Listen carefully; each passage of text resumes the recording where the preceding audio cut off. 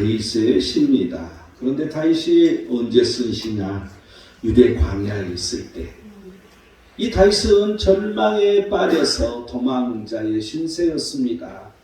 그래서 아무리 기도한들 응답은 없었고, 또한 그가 아무리 하나님을 찾은다 한들 하나님은 말씀하지 않으셨습니다. 그래서 이 다윗은 이 사울에게 쫓겨서 도망 끝없는 도망자의 신세. 그런데 혼자만 도망가는 게 아니라 또 자기에게 또 사람들이 붙어가지고 나중에는 이제 400여 명이나 되는 수를 데리고 도망다니는 참 힘겨운 삶이었습니다. 어떻게 생각하면 이 왕권의 문제이기 때문에 응답이 더디었을지 모릅니다. 그런데 그러한 속에서도 그는 절망하지 아니하고 하나님을 어떻게 찾았을까? 오늘 이 본문 1절을 보니까요. 하나님이여 주는 나의 하나님이시라. 내가 간절히 주를 찾되 물이 없어 마르고 황폐한 땅에서 내 영혼이 주를 갈망하며 내 육체가 주를 앙모하나이다. 여러분, 여기서 눈에 띄는 게 물이 없다는 거죠. 물이 없어서 말라서 황폐한 땅이라는 거죠. 여러분, 아무리 그 하나님을 찾은다는들 물이 없어서 마르고 그 황폐한 땅에서 이 다윗은 무엇을 어떻게 해야 할 것인지 그는 하나님을 부르짖고 있습니다. 하나님이여 주는 나의 하나님이시라. 여러분, 다윗이 1년을 이렇게 부르짖는 게 아니에요. 2년을 이렇게 부르짖는 것도 아니죠. 3년을 부르짖는 것도 아니야. 그런데 더 악화돼서 그는 이제 자기 고국에서도 살지 못하고 다른 나라가에서 살아야 되는 망명의 길에 오를 수밖에 없는 이러한 신세로 자꾸 전락하는 걸 볼 수 있습니다. 이런 절망 속에서 다윗은 어떻게 끝까지 하나님을 찾은 거로 말미암아 그는 왕권을, 하나님께서 원하시는 왕권을 찾았고, 그는 역사에 남는, 또한 그 역사에 이런 사람은 존재하지도 않았던 그런 사람으로 기록에 남는 이런 왕이 되었을까? 이 찾아도 마르고 이 황폐한 이 땅일 때 우리는 어떻게 해야 되는 것일까? 여러분, 우리도 이런 때가 있는 것이죠. 아무리 하나님을 찾아도 황폐한 거야. 계속 되지 않아. 계속 무너지는 일만 있어. 하는 일마다 되지 않는 이러한 때 우리는 어떻게 해야 되는 것일까? 우리가 이 다윗의 이 시를 보면서 우리 또한 그 길을 가기를 원합니다. 자, 오늘 2절을 보면 내가 주의 권능과 영광을 보기 위하여 이와 같이 성소에서 주를 바라보았나이다. 첫 번째는 성소에서 주를 바라보았다는 거죠. 왜 그는 성소에서 주를 바라보기를 원했어요? 주의 권능과 영광을 보기 위해서. 그 하나님의 권능을, 하나님의 영광이 내게 나타나게 해주세요. 내가 정말 힘들고 어렵고 고통스럽지만 이곳에서 탈피할 수 있도록, 이곳에서 승리할 수 있도록 하나님의 그 권능과 영광을 보게 해주세요. 여러분, 지금 이 말이지 않습니까? 그런 이러한 기도 제목을 가지고 그는 성소에서 주를 바라보는, 성소에서 외치는 일을 볼 수가 있습니다. 어떻게 주의 영광과 권능을 볼 수 있을까요? 이 성소에서 주를 바라보기만 하면 되는 것일까? 이건 기초적인 거죠. 성소에서 그 하나님을 바라보는 것은 가장 기본적인 일이라는 거죠. 그런데 어떻게 주의 영광과 권능을 볼 수 있는 것일까? 출애굽기 33장 18절에서 19절을 보면 모세가 이렇게 말합니다. 주의 영광을 내게 보이소서. 그랬더니 하나님께서 또 이렇게 말씀하십니다. 내가 내 모든 선한 것을 내 앞으로 지나가게 하고 여호와 이름을 내 앞에 선포하리라. 모든 선한 것을, 나의 모든 선한 것을 내 앞에서 지나가게 하겠다는 거죠. 여러분, 뭔가 의미가 있지 않습니까? 나는 은혜 베풀 자에게 은혜를 베풀고 긍휼히 여길 자에게 긍휼을 베푸신다. 여러분, 이 하나님의 선은 은혜 베풀 자에게 은혜를 베풀고 긍휼히 여길 자에게 긍휼을 베푸시는 그 하나님을 움직이는 것이라는 것을 알 수가 있습니다. 그래서 이 주의 영광과 권능을 볼 수 있는 사람은 하나님의 모든 선한 것을 행하는 게 중요하다는 거죠. 이 하나님의 이 선을 찾아야 되는 것입니다. 또한 시편 4편 6절을 보면 여러 사람의 말이 우리에게 선을 보일 자는 누구냐 하오니 여호와여 주의 얼굴을 들어 우리에게 비추소서. 여러분, 그 하나님의 얼굴을 찾는 일이죠. 우리에게 비춰주기를 바라는 간절한 마음인 것이죠. 이게 지금 무슨 말이에요? 다른 사람들이 야 네가 무슨 선을 하는데? 무슨 선을 행하는데? 여러분, 이 말은 무슨 말이에요? 하나님의 능력으로 선을 행하라는 것입니다. 내 힘으로 하려고 하니까 되지 않는 거죠. 내 힘으로 또한 내가 가지고 있는 어떤 뭔가를, 물질을 가지고 이렇게 하려고 하니까 이러한 것들은 온전치 못한 것이죠. 여러분, 내게 물질이 있다 할지라도, 여러분 내게 재능이 있다 할지라도, 여러분 내게 많은 것들을 가지고 있다 할지라도 하나님의 능력으로 이 모든 선을 행해야 된다는 것입니다.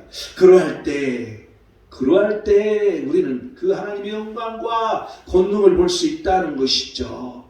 이 역대상 16장 12절은 여호와와 그의 능력을 구할지어다.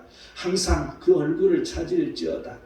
여러분, 우리는 무슨 일이든지 하나님의 얼굴을 찾으며 하나님의 능력을 구해야 된다는 거죠. 내가 하는 그 모든 일들에 있어서 하나님의 능력을 행할 수 있도록 우리는 구해야 된다는 거예요. 내 힘으로 하는 게 아니라, 내 능력으로 하는 게 아니라, 내 지혜로 하는 게 아니라, 내가 부족하고 연약하고 어리석고 미약하지만 하나님의 능력을 덮어주시라고 우리는 기도할 이유가 있는 것입니다. 시편 68편 24절을 보면 하나님이여 그들이 주께서 행차하심을 보았으니 곧 나의 하나님 나의 왕이 성서로 행차하시는 것이라. 여러분, 항상 우리는 이 교회 안에 하나님이 계심을 믿어야 되는 거죠. 고백해야 되는 것이죠. 이 교회 안에 하나님이 계심을 믿지 못하는 자는 여러분, 그 기도가 무슨 의미가 있겠습니까?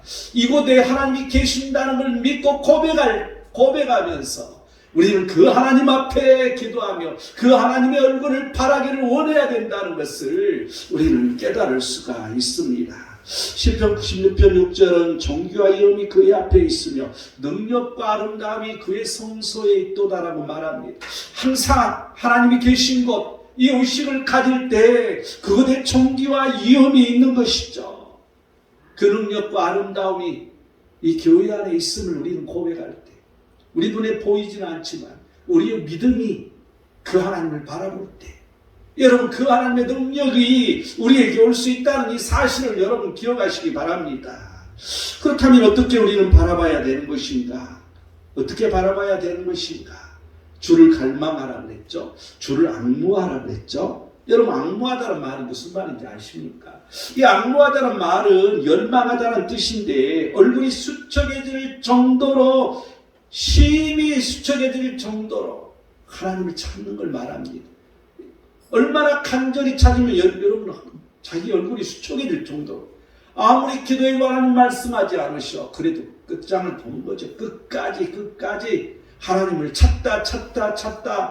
그래서 이 내 몸이 지쳐서 내 얼굴이 수척해질 정도로 하나님을 찾는 걸 말해주고 있습니다. 여러분, 우리 이렇게 하나님을 구하나요? 여러분, 이렇게 구하지 않고 나는 왜 이러지? 이런 말을 해서는 안 되는 것이죠. 우리는 내 얼굴이 수척해질 정도로 하나님을 찾을 수 있어야 된다는 것을 알 수 있습니다.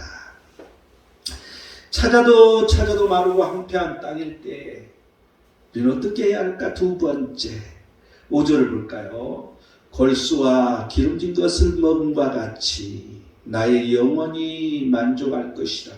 나의 입이 기쁜 입술로 주를 찬송하되. 여러분, 두 번째는 기쁜 입술로 찬양하라는 것입니다. 기쁜 입술로 찬송하라는 것입니다. 왜 기쁜 입술로 찬양해야 된다고 말하고 있어요? 주의 인자하심이, 이제 3절에 보면 나오죠. 주의 인자하심이 생명보다 나음으로 내 입술이 주를 찬양할 것이라.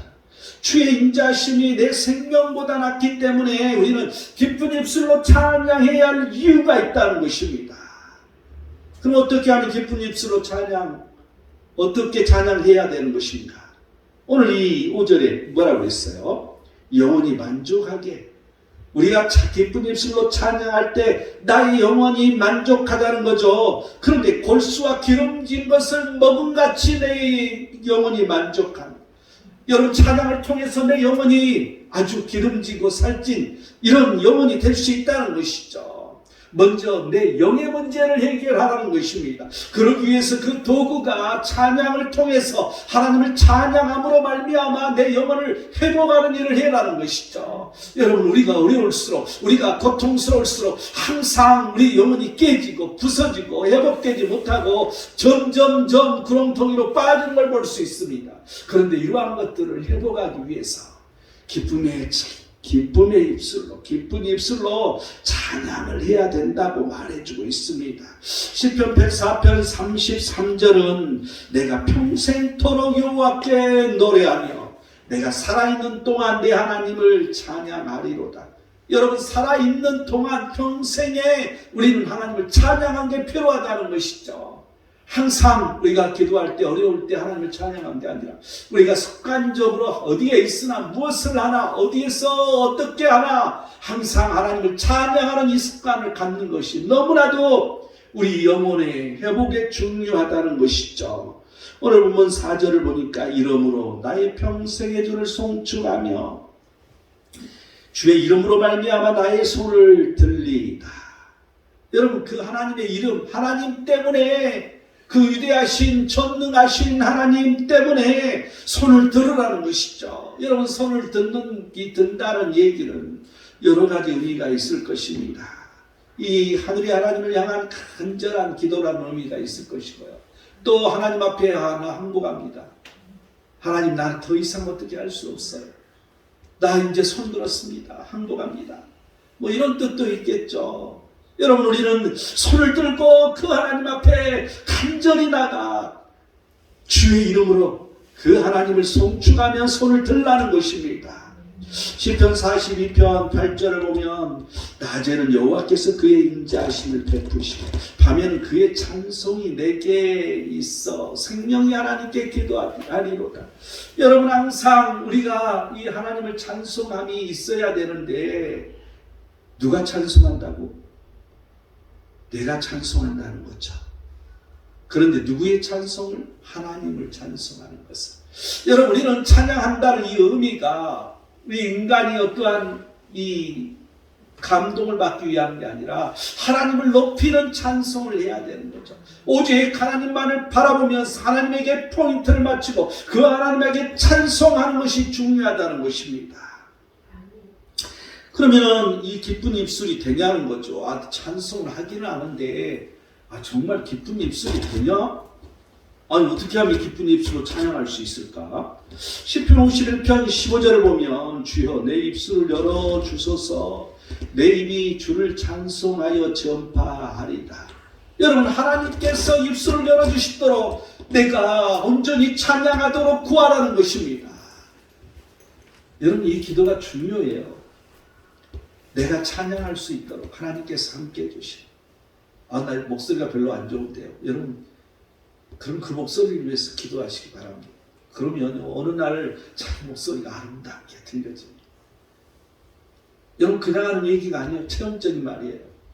또 그런 체험하는 분들을 나는 많이 봤어요. 우리는 먼저 하나님 앞에 찬송하는 것도 구해라는 것이죠. 그럴 때 내가 그 찬양이 된다는 것입니다. 시편 30편 12절을 보면 이는 잠잠하지 아니하고 내 영광으로 주를 찬송하게 하시니 여호와 나의 하나님이여 내가 주께 영원히 감사하리다. 여러분, 뭐라고요? 주를 찬송하게 하시니. 주께서 내가 찬송하게 하라는 거죠. 내가 찬송하려고 보니까 뭐 억지로 하는 거 되겠습니까? 하나님께서 나를 찬송하게 만들으라는 거죠. 여러분, 그렇게 되려면 어떻게 되겠어요? 내가 하나님께 감동을 받을 때, 내가 그 하나님 은혜 가운데 거할 때, 내가 그 하나님 말씀에 깊이 빠져서 그 하나님을 바라보며 눈물을 흘릴 때, 여러분, 그럴 때 나도 모르는 사이에 찬양이 나오지 않습니까? 여러분, 우리가 성령 충만하여서 하나님으로 말미암아 우리가 찬양할 수 있는 사람이 되어야 되는 것이죠. 여러분, 이럴 때 이 기쁜 찬양이 된다는 것입니다. 시편 66편 17절은 내가 나의 입으로 그에게 부르짖으며 나의 혀로 높이 찬송하였도다. 여러분, 내 혀로 찬송하라는 거죠. 여러분, 이 시대는 듣는 시대야. 그래서 늘 듣기만을 좋아해서 자기 입으로 말하는 걸 하지를 않아. 여러분 늘 하나님 말씀을 듣지만 말씀을 선포하지 않잖아요. 여러분 늘 우리가 찬양을 듣기만 하지 우리가 우리 입술로 찬양을 별로 하려고 하지 않아.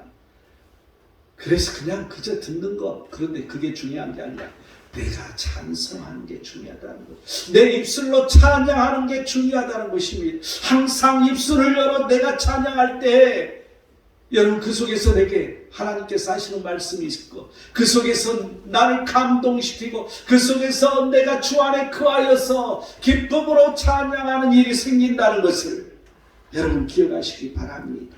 시편 71편 23절을 보면 내가 주를 찬양할 때에 나의 입술이 기뻐 외치며 주께서 성령하신 내 영혼이 즐거워하리이다. 여러분이 찬양할 때 내 입술이 어떻게 기뻐? 이게 참 표현이 그렇죠. 내 입술이 기쁘다는 거죠. 입술이. 여러분 이 입술이 기쁨으로 내 영혼이 즐거움으로 여러분 이 찬양을 통해서 내 영혼이 즐거워진다는 것입니다. 내 입술이 기뻐진다는 것이죠. 내 영혼이 즐거움이 있어야지 여러분 우리는 더욱더 하나님 앞에 가까이 갈 수 있는 거잖아요. 호세아서 14장 2절은 너는 말씀을 가지고 여호와께 돌아와서 아뢰기를 모든 불의를 제거하고 선한 발을 받으소서. 우리가 숫송아지를 대신하여 입술의 열매를 주께 드리리이다.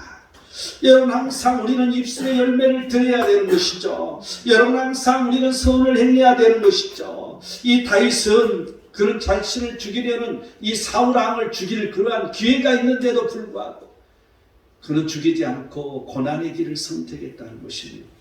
그를 살려줌으로 말미암아 그 평생의 고난의 길을 각오해야 했을 것입니다.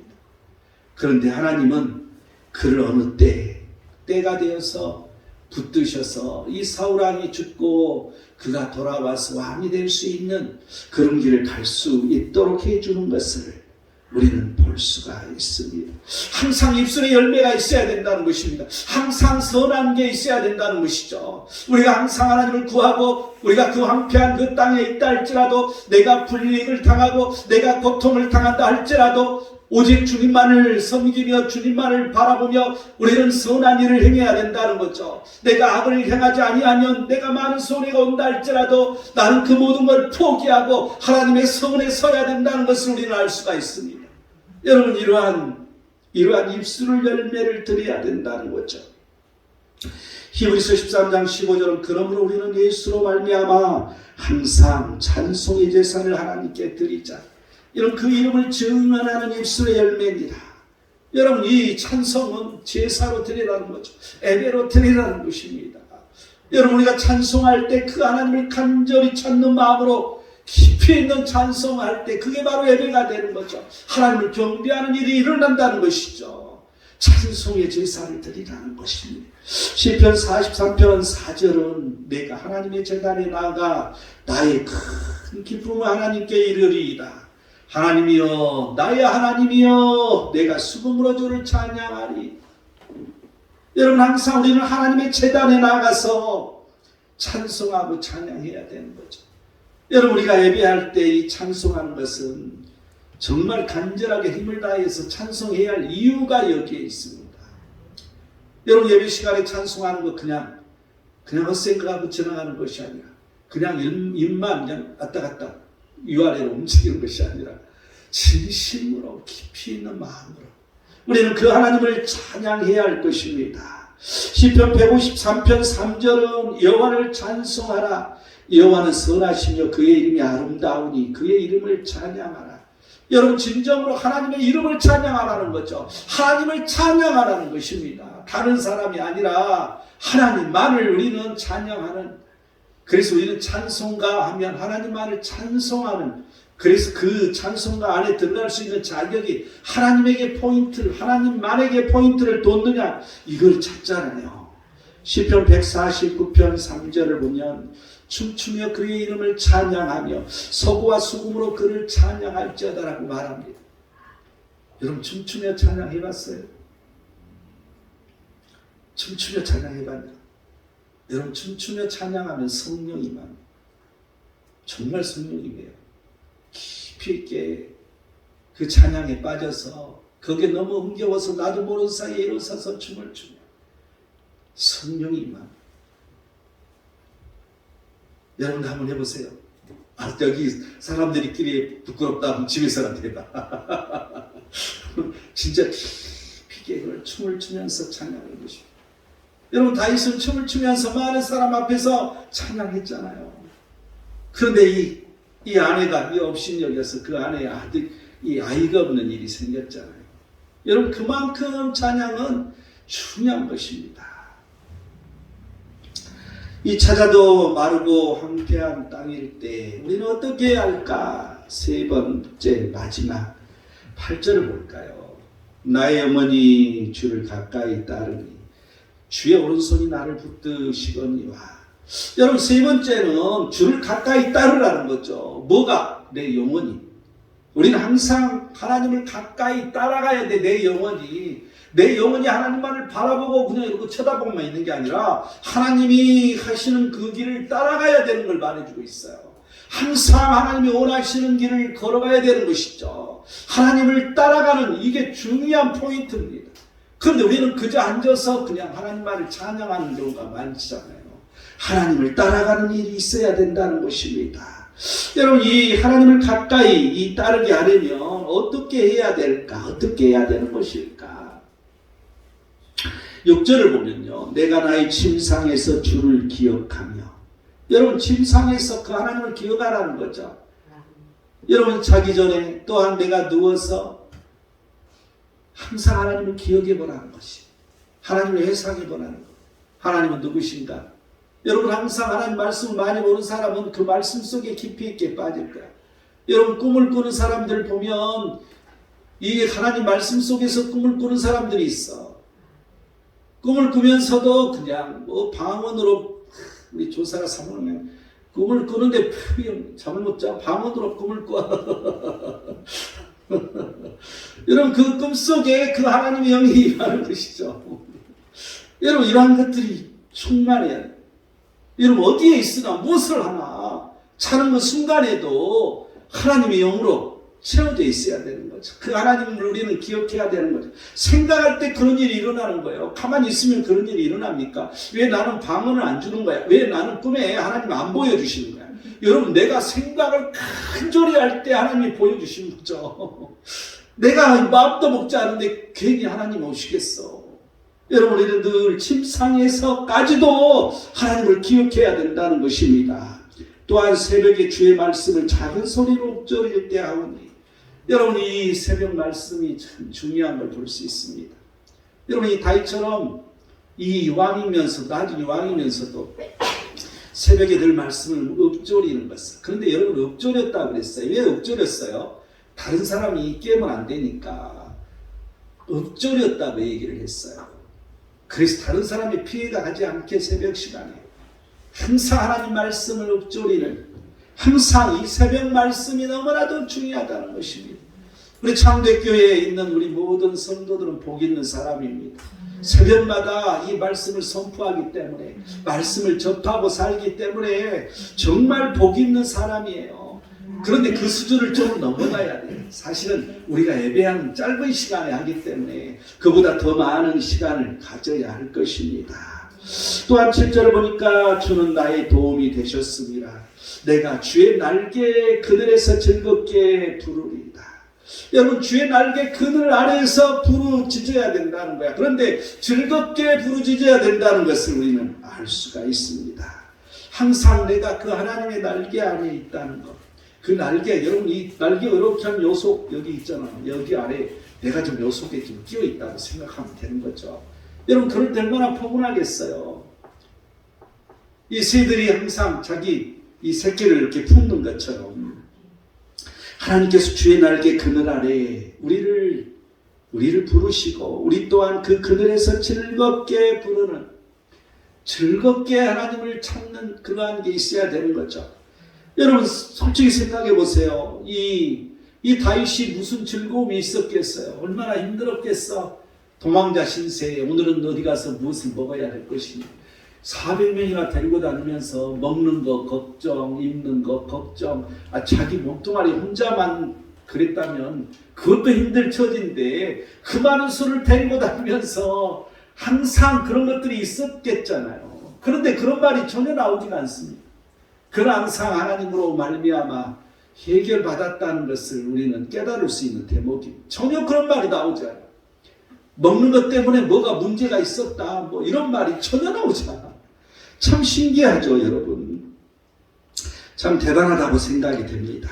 시편 65편 4절을 보면 주께서 택하시고 가까이 오게 하사 주의 뜰에 살게 하신 사람은 복이 있나이다. 우리가 주의 집 곧 주의 성전의 아름다움으로 만족하리. 여러분, 주의 뜰 안에서 늘 살으라는 것이죠. 여러분, 툭하면 주의 뜰 안에 오는 게 중요합니다. 내가 이 과거에 이 교회에 이렇게 해서 보면 평일날도 이렇게 이 장로님들은 늘 오시더라고요. 저 장로님들은 할 일도 없으시나? 속으로 그렇게 생각했어요. 그런데 그분들이 늘 교회에 오셔서 살펴보시고 또 하초에 물이 이렇게 앉아 있으면 이 관리 집사님 보고 이거 물 주세요 하면 되잖아요. 자기가 스스로 그 무거운 거 끙끙거리고 내려가서 물 다 주시고 그리고 이제 이 양지 바른 곳에 햇볕 보도록 해주시고 교회 곳곳을 살펴서 일주일이면 꼭 한두 번씩 오셔서 그렇게 살피시 예배 시간 다 오면서도 불구하고 그렇게 오셔서 살피시더라. 그때는 내가 그게 뭔지를 몰랐어요. 나도 나이가 들어보니까 이게 하나님을 향한 마음이구나. 하나님을 향한 그런 마음이었다. 그래서 우리는 주의 뜰 아래 살 때 복이 있다는 것을 늘 생각해 보게 됩니다. 또한 시편 149편 2절을 보면 이스라엘은 자기를 지으신 이로 말미암아 즐거워하며 시온의 주민은 그들 왕으로 말미암아 즐거워할지어다. 누구 때문에 즐거워하라고? 하나님으로 말미암아 즐거워하라는 거죠. 내가 지금 힘들고 죽겠는데 무슨 하나님으로 말미암아 하나님이 나한테 아무것도 안 해주시는데요. 여러분, 하나님께서 내게 영적으로 많은 말씀을 부어주시고요. 되게 많은 은혜를, 여러분, 은혜의 1번은 영적인 거예요. 영적인 거. 그래서 내가 영으로 변화가 돼야 되는 것이죠. 여러분, 응답받기 위해서는 영의 문제를 먼저 다뤄야 된다는 거예요. 그 영의 문제가 내게서 풀어져야 된다는 것이죠. 그래서 그 영의 문제를 늘 다루기 위해서 지금 오늘 이 본문에 이 찬양뿐만 아니라 이 하나님 앞에 가까이 가는 이런 것들을 지금 말하고 있는 것이죠. 그래서 여러분, 한 가지로도 끝나는 거예요. 그 하나님께서 나를 구원하셨다는 것. 여러분, 이것처럼 귀한 것은 없고 이것처럼 그 하나님 앞에 영광 돌릴 수 있는 것은 없습니다. 우리가 죽어도 살겠고 우리는 죽어도 사는 것입니다. 여러분, 우리는 죽어도 살기 때문에 그 하나님으로 말미암아 구원의 감격을 누려야 되는 거죠.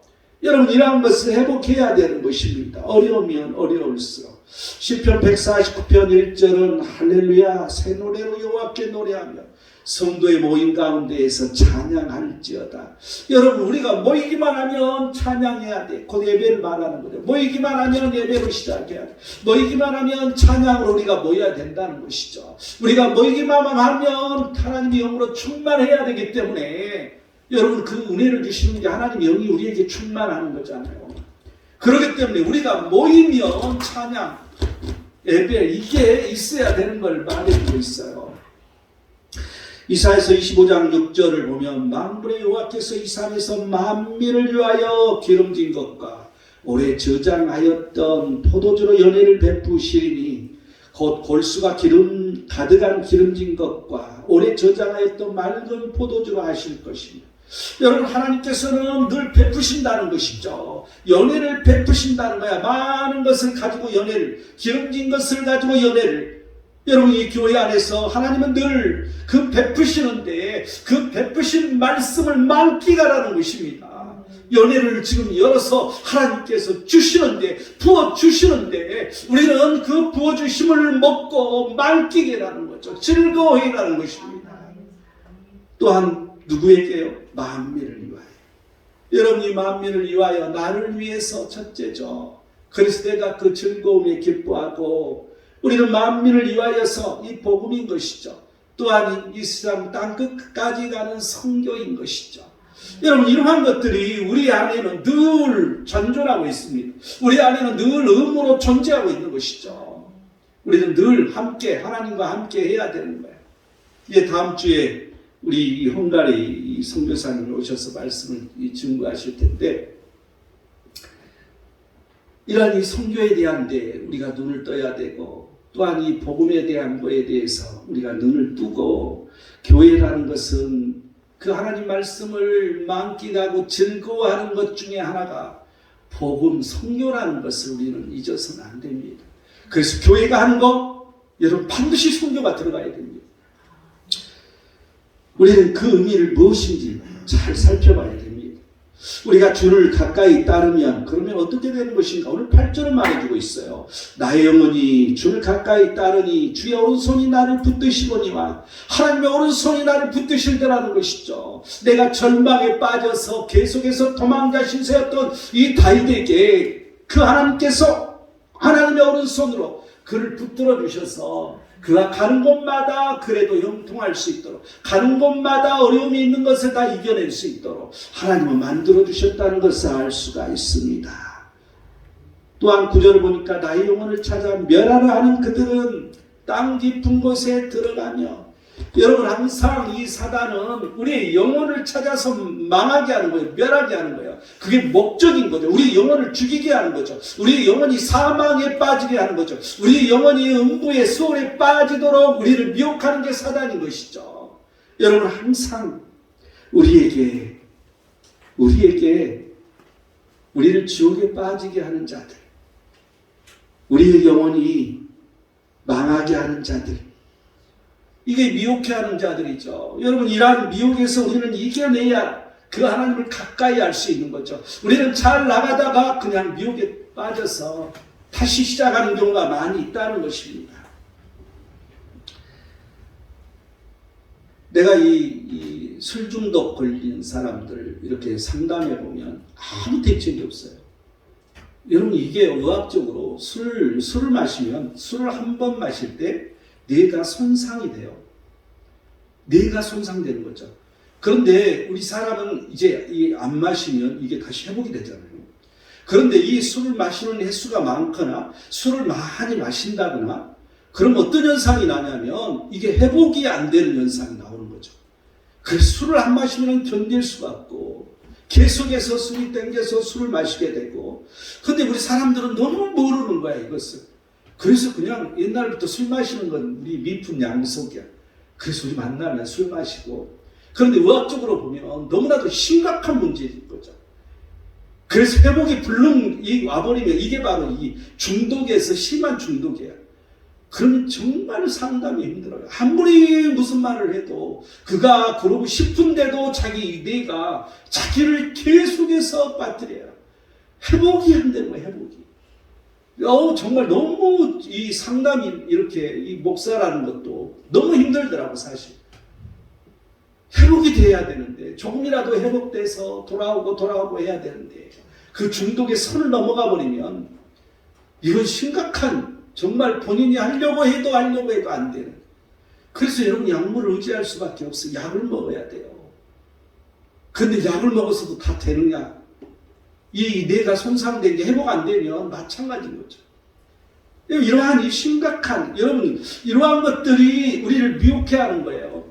이 마귀가 우리를 미혹해 한다는 것은 슬그머니 들어오기 시작해서 요즘에는 이제 이 복술 같은 거, 이 전보로 같이 하고 그러고, 요즘엔 타로 그래서 젊은이들한테 그냥 금방 이 접촉하기 쉽게 되잖아요. 그래서 그 컴퓨터만 켜면 무슨 타로 저게 뭐야 도대체? 근데 그 정치는 거더라고. 그게 난 뭔가 했더니. 여러분 이러한 것들이 그냥 은근슬쩍 우리를 미혹하는 거잖아요. 그런데 거기에 빠지면 헤어나오지를 못하는 것이죠. 이런 증상들을 우리는 알아야 돼요. 우리가 죄를 짓는 게 처음에는 양심의 가책을 느끼잖아요. 그런데 조금 계속해서 반복하다 보면 양심의 가책이 없어져. 그러면 더 큰 죄로 계속 발전될 수밖에 없잖아요. 이러한 것처럼 우리가 하나님 앞에 가까이 간다는 것은 우리 자신을 항상, 우리 자신이 우리를 멸하려고 하는 이러한 미혹에서 승리해야 된다는 것입니다.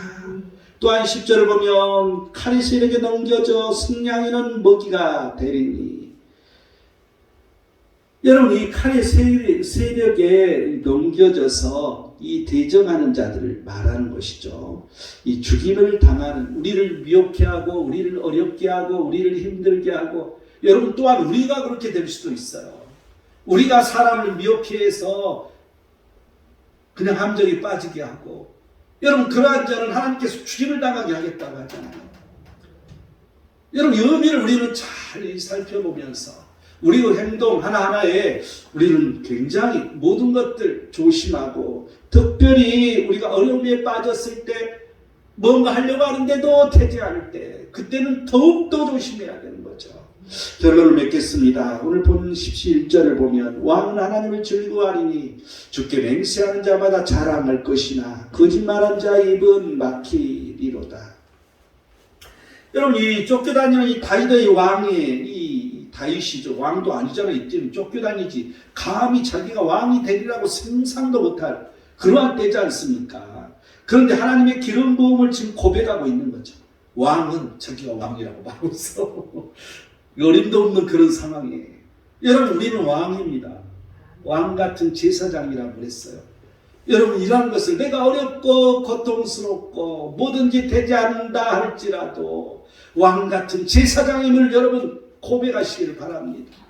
우리는 왕 같은 제사장으로 세우신 그 하나님, 그 왕 같은 제사장이라는 것은 우리가 하나님과 화목을 얘기하고 사람들이 다른 사람들이 하나님과 화목할 수 있도록 하는 일을 말해주는 것이죠. 그래서 우리는 왕 같은 제사장이라는 것을 고백해야 되는 것입니다. 또한 하나님을 즐거워해야 되는 것이죠. 왕은 하나님을 즐거워하리니 늘 하나님을 즐거워해라는 것입니다. 주께 맹세하는 자마다 자랑할 것이나 거짓말한 자의 입은 막히리로다. 여러분 항상 거짓말하지 아니하고 진실하는 것이죠. 착함과 의로움과 진실함, 이게 뭐라고? 빛의 열매라. 여러분 우리는 빛의 열매를 맺는 자들이 되어야 됩니다. 사자도 마르고 황폐한 땅일 때 우리는 성소에서 주를 보아야 된다고 말해주고 있습니다. 기쁜 입술로 하나님을 찬양해야 된다고 말하고 있습니다. 하나님을 가까이 따라가야 된다고 말해주고 있습니다. 이러한 일을 이루어서 우리 모두 승리하는 우리 창대교회, 우리 모든 성도들이 되시기를 축원드립니다. 기도하겠습니다.